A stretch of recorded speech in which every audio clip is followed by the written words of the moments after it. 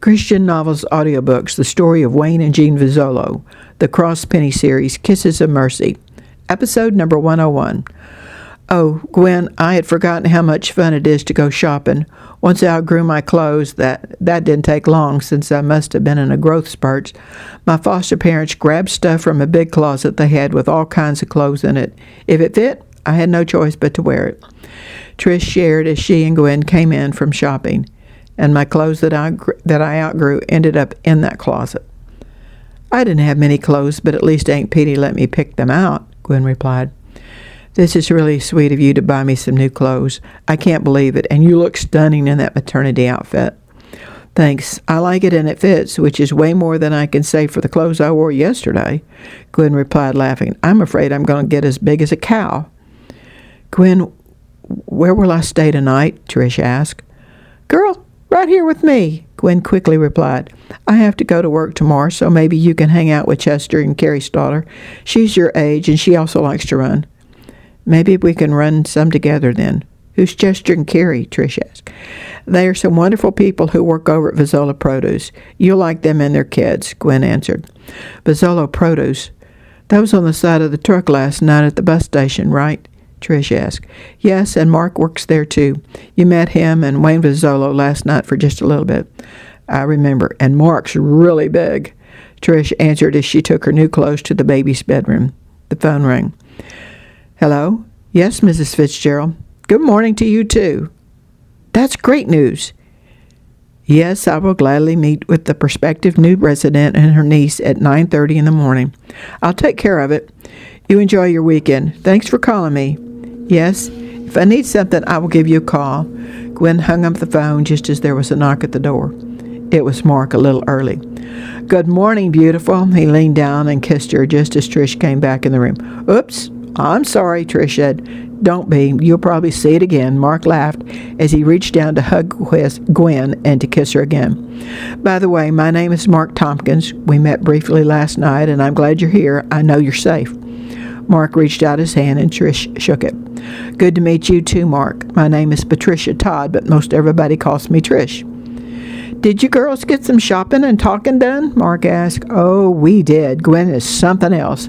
Oh, we did. Gwen is something else, Trish bubbled.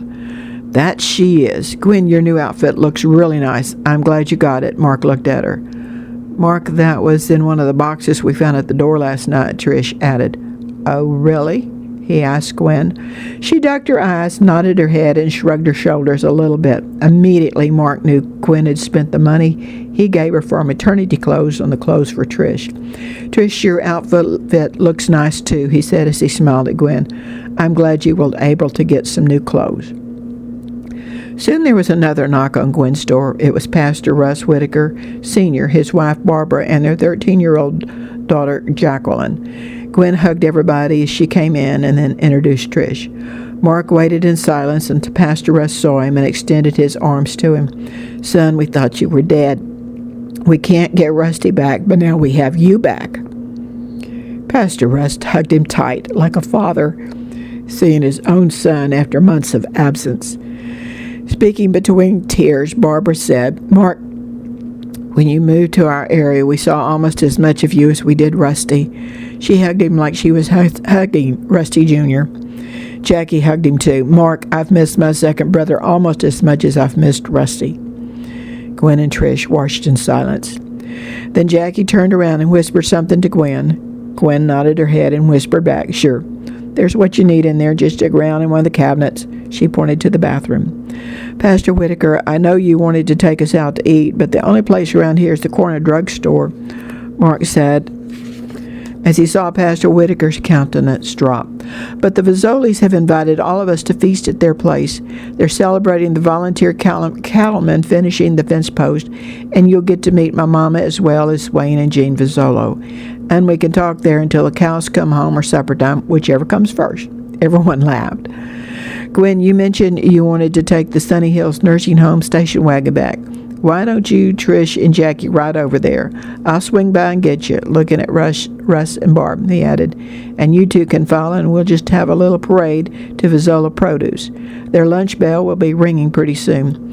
Oh, Mrs. Whitaker, Mrs. V said to tell you that your apartment will be ready after the kids get home from school and have a chance to clean it, okay? Mark asked. Sounds fine to me, but before we go, we've got a few things for our grandchild. Would you like to help me get them out? Barb asked. Sure. He nodded his head and opened the door for him.